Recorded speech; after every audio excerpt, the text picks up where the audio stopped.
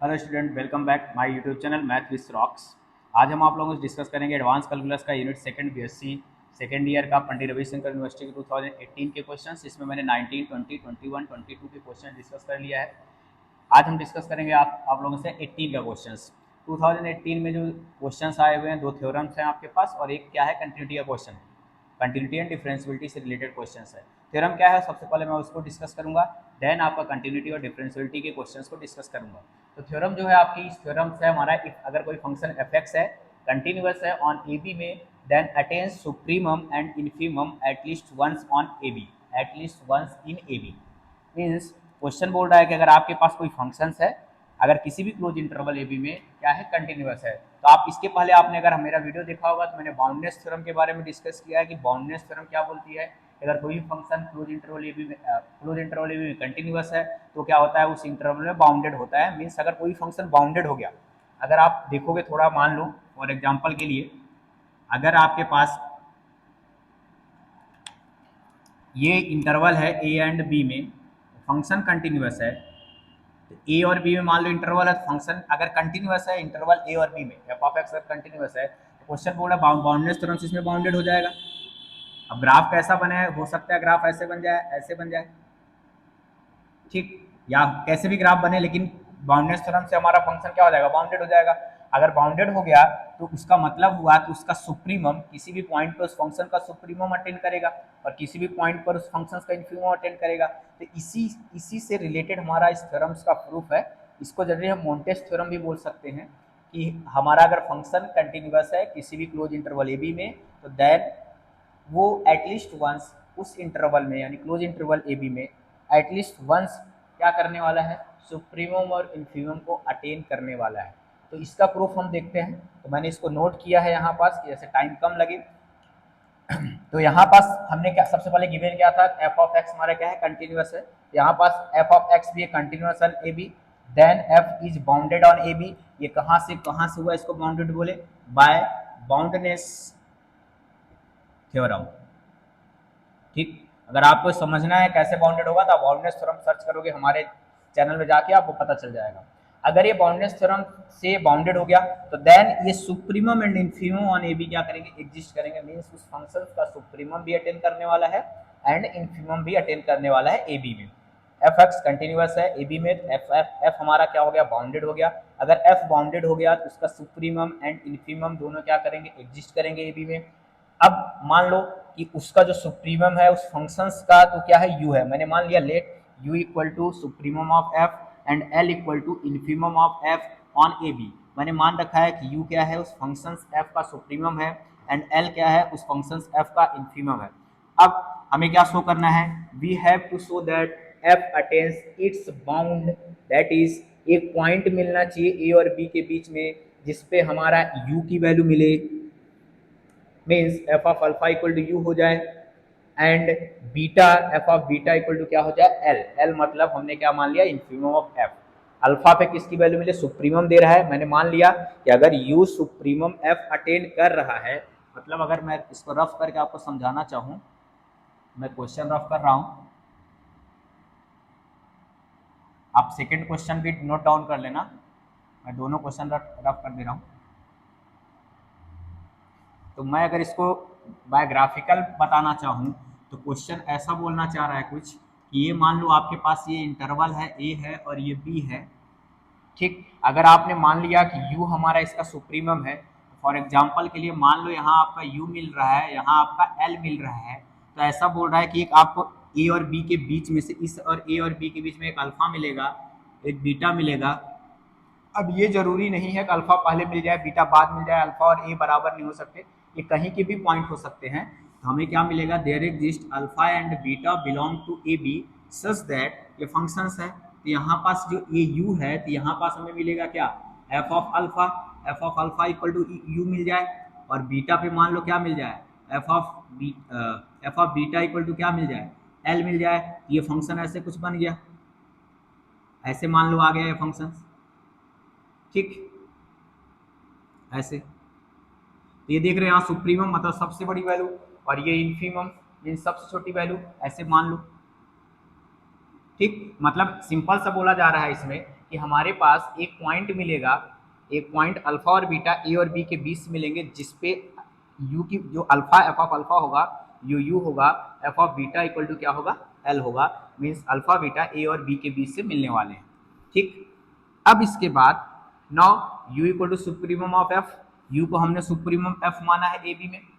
ठीक, तो जो एफ ऑफ एक्स होगा, एफ ऑफ एक्स इज, क्योंकि अल्फा हमारा क्या है, अल्फा हमें एक पॉइंट मिला है जिसपे यू मिल रहा है, तो मीन्स एफ ऑफ एक्स क्या होने वाला, less than equal to alpha होने वाला है फॉर एवरी एक्स। कोई भी एक्स लेके आऊंगा, एफ ऑफ एक्स वो हमेशा अल्फा से क्या होने वाला है, एफ ऑफ एक्स की वैल्यू छोटी होने वाली है। Suppose F does not attains u on A b, मैं क्या कर रहा हूँ, इसका कंट्राडिक्शन से लेके प्रूव करूंगा कि मान लेता हूँ कि जो हमारा एफ एक्स है उस यू को अटेन नहीं कर रहा है, मतलब कि जो हमारा एफ ऑफ एक्स है वो यू के इक्वल नहीं है किसी भी फॉर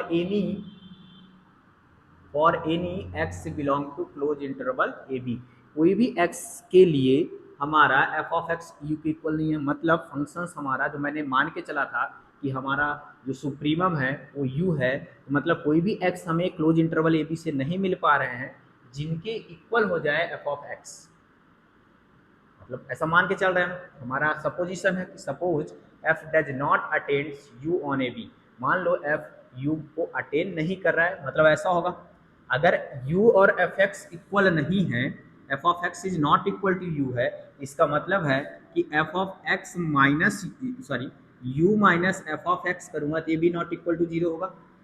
ऑब्वियस है, क्योंकि जब ये दोनों बराबर नहीं है तो इसको इधर लेके जाऊंगा, यू को एफ एक्स को इधर लेके जाओ, यू माइनस एफ एक्स होगा नॉट इक्वल जीरो, जैसे ऐसा लिखा हुआ है तो आप सिंपल से समझो यहाँ क्या बचा जीरो, और ये क्या होगा यू माइनस एफ एक्स, यहाँ क्या रहने वाला नॉट इक्वल टू होने वाला है, मतलब ये भी नॉट इक्वल टू जीरो होने वाला है, u minus f x not equal to zero, मतलब ये कभी जीरो के इक्वल नहीं होने वाला है।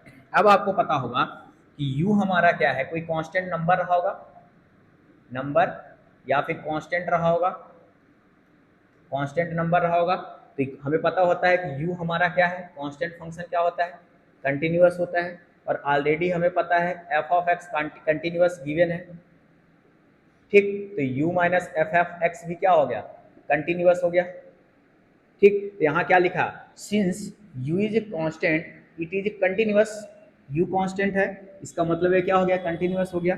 For all x also f is continuous, साथ में f हमारा क्या है, कंटिन्यूअस है ऑन ए बी में, तो u माइनस एफ एक्स क्या हो गया, कंटिन्यूअस हो गया ए बी में। जब u minus f x a B में कंटिन्यूअस हो गया, अगर u minus F of x is continuous on A b और आपने दिखा दिया u minus F of x जो है वो नॉन जीरो है, तो this implies 1/u minus F of x क्या हो जाने वाला है, is bounded on A b, ये क्या हो जाएगा, बाउंडेड हो जाएगा ए बी में। अगर ये बाउंडेड हो गया ए बी में तो बाय बाउंडेड की डेफिनेशन से हम क्या बोलेंगे, देयर एग्जिस्ट एक हमारे पास रियल नंबर मिलेगा k such that 1/u minus f x less than equal to k होगा और every x belong to a b. अब क्या करते हैं, इसको ऊपर लेके जाता हूँ, उल्टा करता हूँ तो इनइक्वलिटी ये बदल जाएगी, ध्यान रखना ये चीजें ऐसी हैं, ये बन गया ऐसे, इनइक्वलिटी चेंज हो गई, तो एफ ऑफ एक्स को उधर लेके जाओ, u minus one upon k, f of x क्या हो जाएगा, less than equal to u minus one upon k और every x belong to a B u. अब यहां से आपको क्या शो हो रहा है, ध्यान से देखना, एफ ऑफ एक्स जो है u हमारा सुप्रीमम था, u हमारा सुप्रीमम था, और यहां से देख रहे हैं u माइनस वन अपॉन के है, मतलब एक उससे एक छोटी वैल्यू मिल गई, इसका मतलब हो गया u minus one upon k is upper bound of f, ये हमारा अपर बाउंड हो गया। अभी तक आपने मान के चला था u हमारा क्या है, u equal to supremum of f था। ठीक, u अब आपको बता रहे u माइनस वन अपॉन के, मतलब u से भी ये छोटी वैल्यू है, क्योंकि u में से वन अपॉन के क्या हो रहा है, माइनस हो रहा है, u minus one upon k, u minus one upon k is upper bound of f of a b, इसका मतलब ये हमारा अपर बाउंड हो गया, and this upper bound is less than supremum f on A b, ये जो upper bound है supremum f से क्या है, छोटा है। ठीक,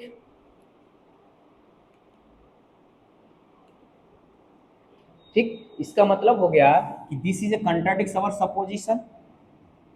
क्या कंट्राडिक्शन था, हमारा सपोजिशन क्या था,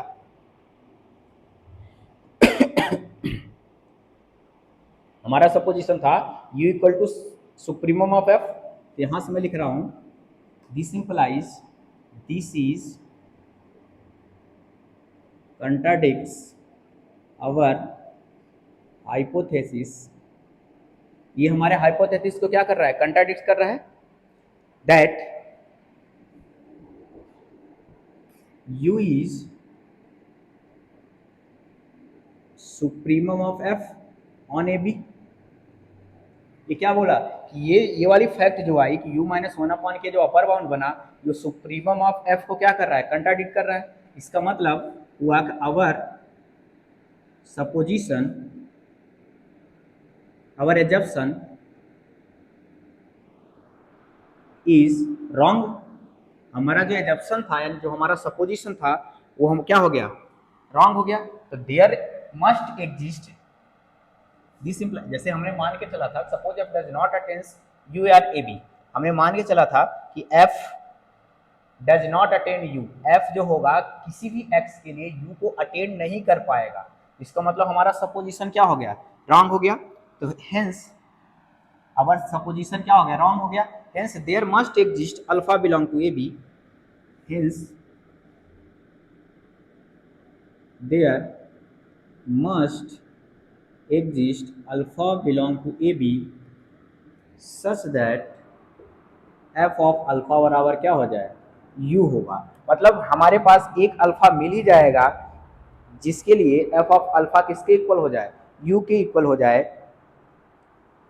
therefore this implies f attains supremum at least once on AB, मतलब f जो होगा at least once, f attains supremum at least once on AB। इसका मतलब जो होगा f हमारा कम से कम AB के अंदर एक बार सुप्रीमम को अटेंड करेगा ही करेगा। तो ये हमने लेके चला था, ये हमने लेके चला था इस केस को लेके चला था, मैं सुप्रीमम वाले केस को लेके चला था।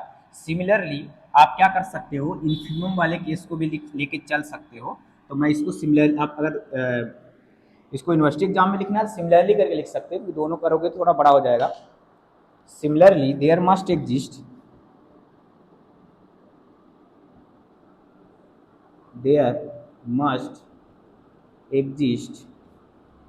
there must exist beta belong to AB such that f of beta equal to L। ठीक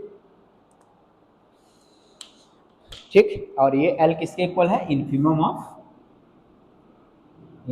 ऑफ f, और ये U किसके इक्वल है, इसको मान के लिया सुप्रीमम ऑफ f।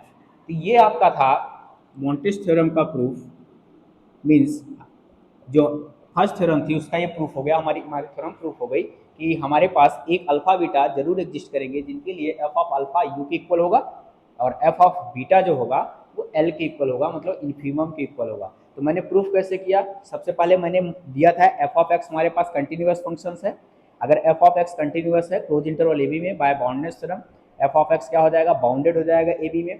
देन अगर एफ ऑफ एक्स बाउंडेड हो गया इसका मतलब हमने क्या लेके चला, यहाँ से सपोज कर लिया f does not attends u on A b, मतलब एफ यू को किसी भी वैल्यू एक्स के वैल्यू के लिए उसको अटेन नहीं कर पा रहा है। इसका मतलब एफ ऑफ एक्स कभी भी यू के इक्वल हो ही नहीं सकता, ऐसा हमारा एजप्शन था, ऐसा मैंने माना।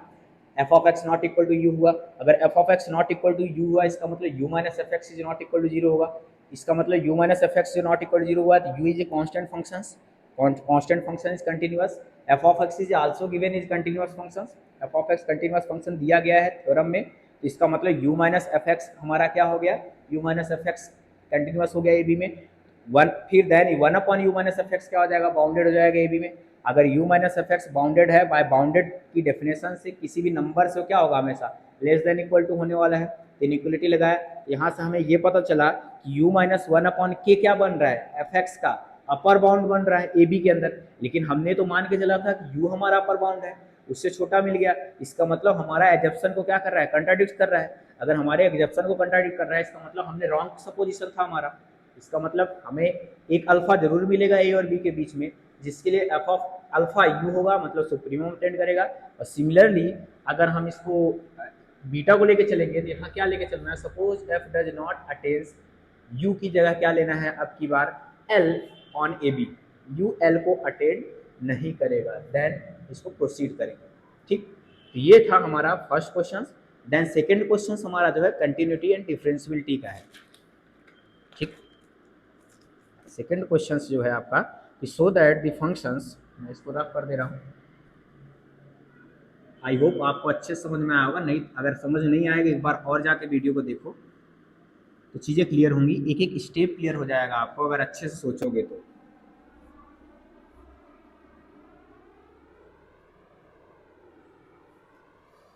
सेकेंड क्वेश्चन है था हमारा सो दैट द फंक्शंस, जो हमारा फंक्शंस है, क्वेश्चन तो मैंने ऑलरेडी लिख दिया था तो उसको आप नोट डाउन कर लेना। सेकेंड क्वेश्चन जो एफ ऑफ एक्स है अपने पास वो है एक्स ई की power 1/x, x not equal to zero, zero if x equal to zero. हमें ये दिखाना है, शो करना है is continuous but not differentiable at so that sorry, f of x is continuous at x equal to 0 but not differentiable at x बराबर 0। तो यहाँ से देखोगे आप ये इसको हमें ये दिखाना है कि कंटिन्यूअस है बट डिफरेंशिएबल नहीं है। तो कंटिन्यूटी एंड डिफरेंशियबिलिटी का क्वेश्चंस मैंने दो तीन जो हमने इसके पहले के वीडियो बनाए हैं, मतलब जो इस सेकेंड यूनिट का, उसमें कंटिन्यूटी डिफरेंशियबिलिटी ऑलरेडी बहुत सारे क्वेश्चन हुए हैं, मतलब किया गया है। तो बस डेफिनेशन को यूज करो और प्रूफ करो कंटिन्यूअस है लेकिन डिफरेंशिएबल नहीं है। तो हम क्या करते हैं, पहले फॉर कंटिन्यूटी चेक करते हैं at x equal to zero. तो देखोगे एफ ऑफ जीरो की वैल्यू कितनी है, जीरो दिया गया है। Equation number first left hand limit निकालोगे तो limit h tending to zero f of zero minus h. ठीक, तो यहाँ रखो आप limit h tending zero, zero minus h e की पावर 1/0 माइनस एच। यहाँ से आप h की जगह जीरो रखोगे तो पूरा लेके क्या हो जाएगा, जीरो हो जाएगा। इसको दे दो equation number second. Right hand limit निकालोगे आप तो limit h tending zero f of zero plus H, फिर से क्या होगा limit h tending zero h मतलब जीरो प्लस एच ई की पावर 1/0 प्लस एच। ये भी h की जगह जीरो को जीरो इंटू समथिंग फंक्शन, ये भी क्या आ जाएगा, जीरो आ जाएगा।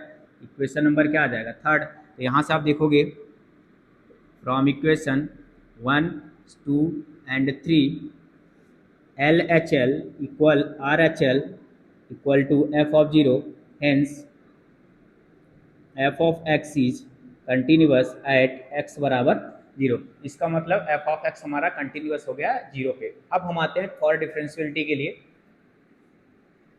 फॉर डिफरेंशियबिलिटी एट x बराबर 0। तो डिफरेंशियबिलिटी में हम क्या निकालते हैं, left hand derivative and right hand derivative निकालते हैं। तो LHD निकालता हूँ मैं सीधे लेफ्ट हैंड डेरिवेटिव, क्योंकि f ऑफ जीरो इसके लिए भी जरूरत पड़ेगी, तो f ऑफ जीरो जीरो है अपने पास। तो जब लेफ्ट हैंड डेरिवेटिव निकाला जाएगा यहाँ पास, तो लेफ्ट हैंड डेरिवेटिव डेफिनेशन होगी limit h tending zero f of zero minus H minus f of zero upon, क्योंकि जीरो पे चेक करना है, माइनस h। तो यहाँ से आप क्या करो sorry, limit h tending zero f of zero minus H करोगे तो आपके पास आएगा माइनस एच ई की power -1/0 minus H, 1/0 minus H upon minus H. Minus H से माइनस एच कट जाएगा तो लिमिट एच टेंडिंग जीरो ई की पावर -1/h, ये आ जाएगी की पावर -1/0 ई की पावर माइनस इन्फिनिटी, और ई की पावर माइनस इन्फिनिटी की वैल्यू क्या होती है, जीरो आती है। ठीक, इसको दे दोगे आप इक्वेशन नंबर फर्स्ट, क्योंकि एच से एच कट जाएगा, माइनस एच से एच। अब इसके बाद आपके पास आता है right hand derivative are H D, उसका जो फार्मूला होगा limit h tending zero f of zero plus H minus F of zero upon H. यहाँ से फिर से अप्लाई करोगे तो लिमिट एच टेंडिंग जीरो, यहाँ जाएगा एच ई की power 1/h into H. H की जीरो को ई की पावर 1/0 होगा, ई की पावर इन्फानाइट, ई की पावर इन्फानाइट इन्फानाइट होता है। यहाँ से आप देख रहे हो क्लियरली, इसको दे दो 4, इसको दे दो 5। From equation 4 and 5 we have, हमारे पास क्या आ रहा है, L H D is not equal to R H D, hence f of x is not differentiable at x बराबर जीरो। इसका मतलब एक्स बराबर जीरो पे डिफरेंशिएबल नहीं है। तो यहाँ से आप देख रहे हो कि एक्स बराबर जीरो पे फंक्शन तो हमारा क्या आ गया, कंटिन्यूअस आ गया, but x equal to zero पे डिफरेंशिएबल नहीं है। तो यहाँ से हमें जो शो कर रहा था वो शो हो गया कि अब ये जो फंक्शन एफ ऑफ एक्स है वो हमारा क्या है, जीरो पे कंटिन्यूअस है बट डिफरेंशिएबल नहीं है। तो ये हमारा बहुत ही इजी क्वेश्चन था। तो वैसे ट्रेंड में है छपाक, क्वेश्चन है छपाक, तो ये क्वेश्चन छपाक हो गया, ये सेकेंड क्वेश्चन था। अब इसके बाद थर्ड जो है वो थ्योरम है। इस ईयर में 2018 में जो दो थ्योरम आएंगी थी, फर्स्ट हमने डिस्कस कर लिया, थर्ड जो है हमारा Cauchy first mean values theorem है शायद, हाँ मीन वैल्यूज थ्योरम है, state and proof Cauchy mean values theorem. इसको मैं रफ कर दे रहा हूँ। देन मीन वैल्यूज थ्योरम का स्टेटमेंट और उसका प्रूफ देखते हैं। लास्ट क्वेश्चन है, यहाँ से हमारा थर्ड यूनिट कंप्लीट हो जाए, सेकेंड यूनिट सॉरी कंप्लीट होगा एडवांस कैलकुलस का पीवाईक्यू में से। मैं थर्ड यूनिट बनाऊंगा इसका, जस्ट हो सकता है परसों इसका, कल या परसों इस वीडियो को थर्ड यूनिट वाला भी बना दूंगा। देन 3 यूनिट इसका हो जाएगा, तो कोशिश करूंगा 3 यूनिट एक पेपर और का बना दूं, जैसे आप लोगों को हेल्प हो जाए बहुत एग्जाम में। हो सकता है मैकेनिक्स या जो भी आपको लगेगा जिस सब्जेक्ट के बारे में कौन सा पीवाईक्यू डिस्कस करना है सेकेंड ईयर का, तो उसके बारे में आप बता सकते हो। ठीक, तो जो थर्ड क्वेश्चन था वो था state and proof Cauchy mean values theorem. State and proof Cauchy mean value theorem. तो इसका जब प्रूफ करेंगे इसको, पहले तो इसका स्टेटमेंट आता है, क्योंकि हमें स्टेट भी करना है, इसको स्टेटमेंट भी लिखना है। तो ऑलरेडी ये हमारा जो है रोलेस थ्योरम, हमने लैग्रांज थ्योरम ये सब डिस्कस किया है। रोल्स थ्योरम से ही क्वेश्चंस को हम इसको प्रूफ करेंगे। तो सबसे पहले स्टेट करने के लिए मान लो तुम्हारे पास if F and G are two functions, F and G are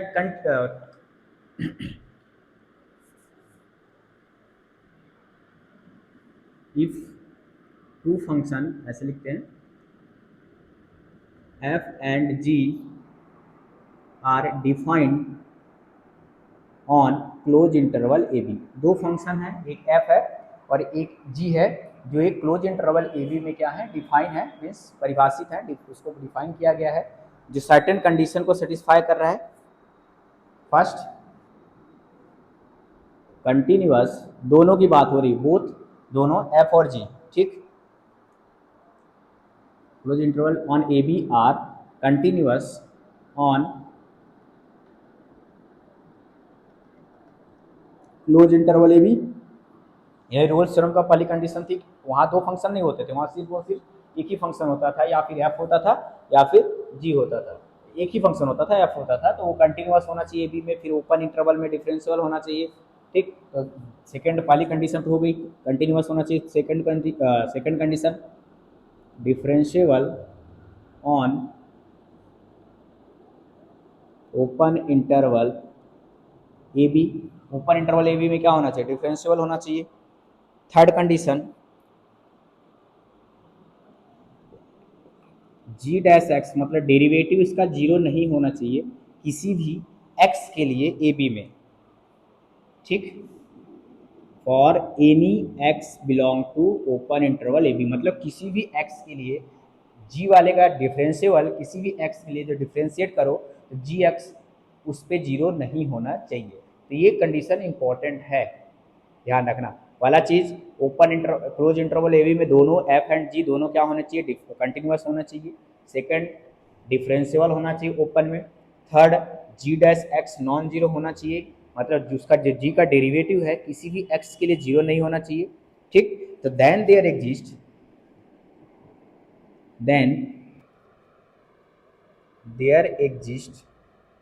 तब हमें एक सी मिलेगा, then there exist at least one real number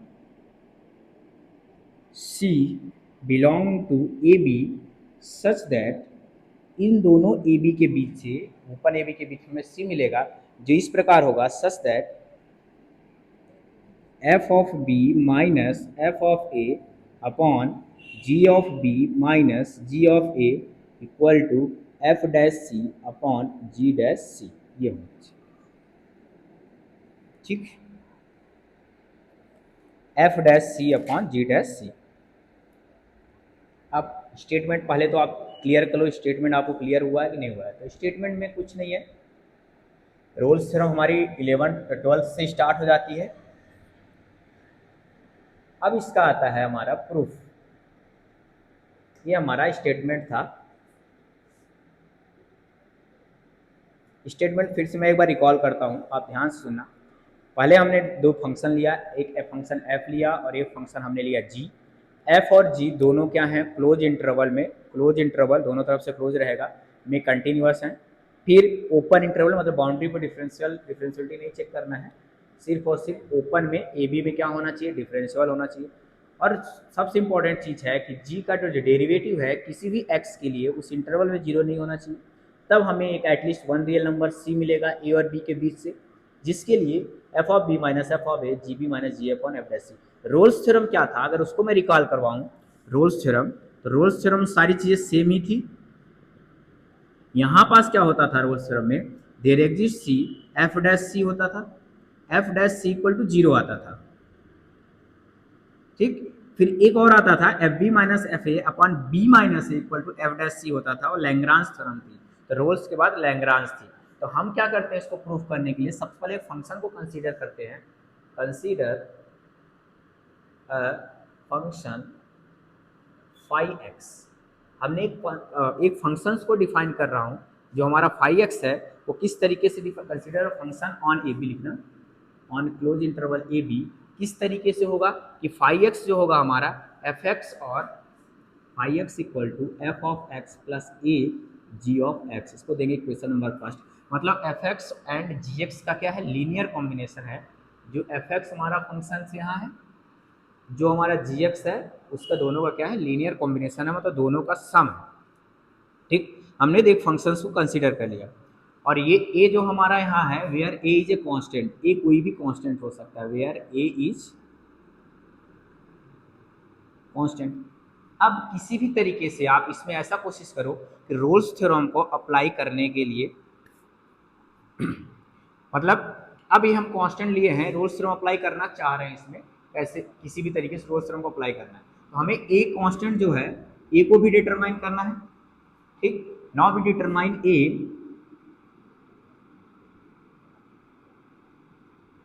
तो हम क्या लेते हैं, phi of A equal to phi of b, मतलब फाई ऑफ ए और फाई ऑफ बी को क्या करता हूँ, इक्वल करता हूँ। अगर फाई ऑफ ए और फाई ऑफ बी को इक्वल करूंगा तो फाई ऑफ ए यहाँ से निकालूंगा तो क्या आएगा, एफ ऑफ ए आएगा प्लस ए जी ऑफ ए आएगा। फाई ऑफ बी निकालूंगा तो एफ ऑफ बी आएगा plus b, sorry a F of b आएगा। तो आप काम करो, ए को एक तरफ लेके आओ, तो A ji of A minus A F of A, हाँ ठीक है, ए एफ ऑफ बी। ठीक, F of A plus A ji of A plus F of B A ji of B, F of A पे निकालेंगे पहले value, F of ए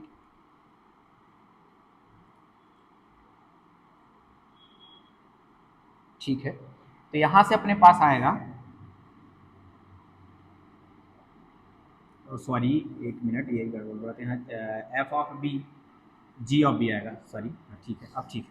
यहाँ से आ जाएगा आपके पास F of A ji of A minus A ji of B equal to F of B minus F of A, F of B है, एफ ऑफ ए को उधर ले गया, ए जी ऑफ ए है, जी ऑफ बी को इधर लेके आया, तो यहाँ से ए हमारे पास आ जाएगा जी ऑफ ए को कॉमन ले लो, G of A minus ji of B आ जाएगा, और इधर से F of B minus F of A आ जाएगा। तो यहाँ से ए की जब वैल्यू निकालने जाऊंगा तो ए इक्वल टू आ जाएगा f of B minus F of A upon ji of A minus ji of b. अब एक काम करो, आप नीचे से माइनस को कॉमन ले लो, तो ए की वैल्यू जो आएगी अपने पास F of B minus F of A upon minus को बाहर ले लिया जी ऑफ बी पहले आ जाएगा और जी ऑफ ए क्या आ जाएगा, बाद में आ जाएगा। ये आपके पास ए आ गया, इसको दे दो इक्वेशन नंबर 2।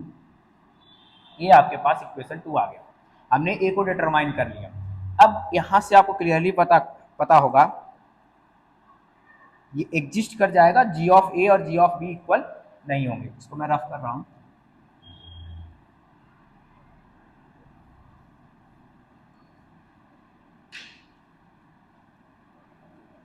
अब यहां से आप देखोगे कि हमने फाई ऑफ ए और फाई ऑफ बी को इक्वल लिया था, ठीक।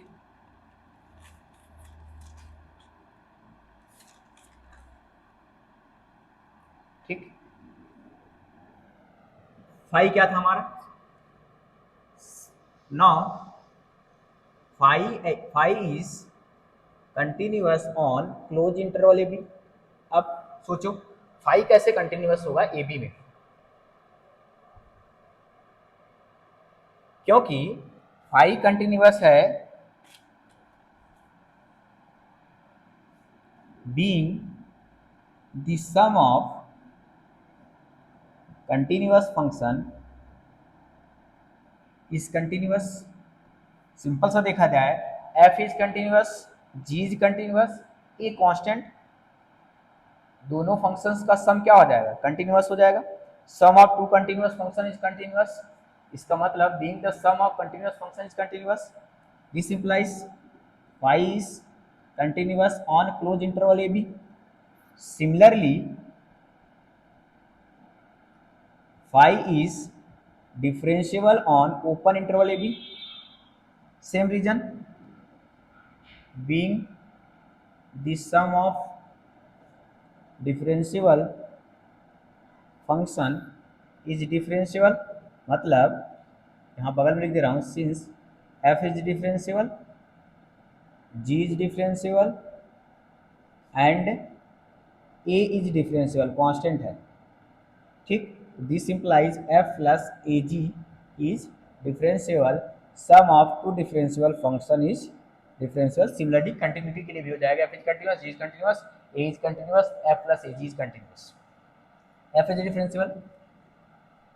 एक कंडीशन आपने इसको लेके रखी है, एक कंडीशन आपने इसको दिखा दिया कंटिन्यूअस है, थर्ड कंडीशन दिखा दिया डिफरेंशिएबल है।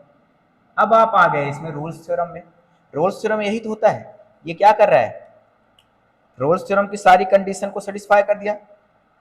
Since by Rolle's theorem, Rolle's theorem की तीनों कंडीशन सेटिस्फाई कर दिया। रोल्स थ्योरम कंडीशन यही थी कि फंक्शन हमारा क्या होना चाहिए, कंटिन्यूअस होना चाहिए, फंक्शन हमारा क्या होना चाहिए, डिफरेंशिएबल होना चाहिए, ओपन इंटरवल में क्लोज में कंटिन्यूअस होना चाहिए, और ये दोनों इक्वल होना चाहिए। Then there exist c belong to a b such that f dash C equal to 0। तो क्या होगा, by Rolle's theorem there exist a real number c belong to a b such that f dash c, F dash की जगह इस बार क्या use किया, phi, such that phi dash of C equal to 0। तो दिस इंप्लाइज फाई डैश निकालोगे वहां से, f dash of c plus A ji dash of C equal to क्या हो जाएगा, 0। तो दिस इंप्लाइज क्या आ जाएगा, F dash of C equal to minus A ji dash of C. यहाँ से क्या आ जाएगा आपके पास, F dash of C upon G dash of C equal to क्या आ जाएगा, माइनस ए। इसको दे दोगे आप इक्वेशन नंबर 3। तो आप देखो ए की वैल्यू है आपके पास माइनस में, इस ए की वैल्यू ले जाके यहाँ पास पुट कर दो, मीन्स फ्रॉम इक्वेशन 2 and 3।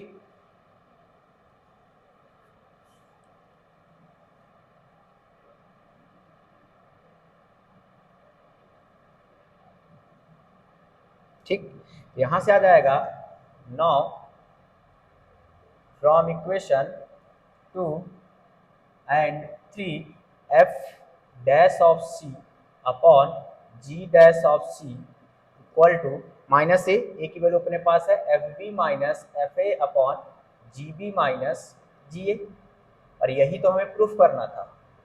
तो क्या हो गया, ये प्रूफ हो गया।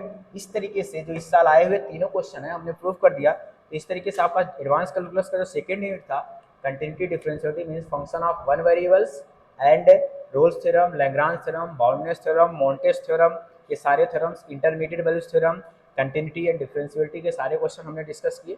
आप एक बार अच्छे से जाके देखो और आई होप आपको हेल्प जरूर मिलेगी एग्जाम में, क्वेश्चंस को समझने में और करने में, और आप इजीली अच्छे से इसके जितने भी मार्क्स के क्वेश्चंस आ रहे हैं, 10 मार्क्स 10 मार्क्स के क्वेश्चन इजीली आप रवि शंकर यूनिवर्सिटी से गेन कर सकते हो।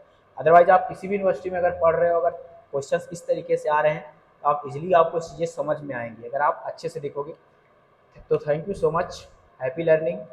नेक्स्ट वीडियो मैं हो सकता है 3rd यूनिट का बनाऊंगा, तो उसको आप देखिएगा, 1-2 दिन के अंदर मैं उसको भी अपलोड कर दूँगा। तो thank you so much, happy learning.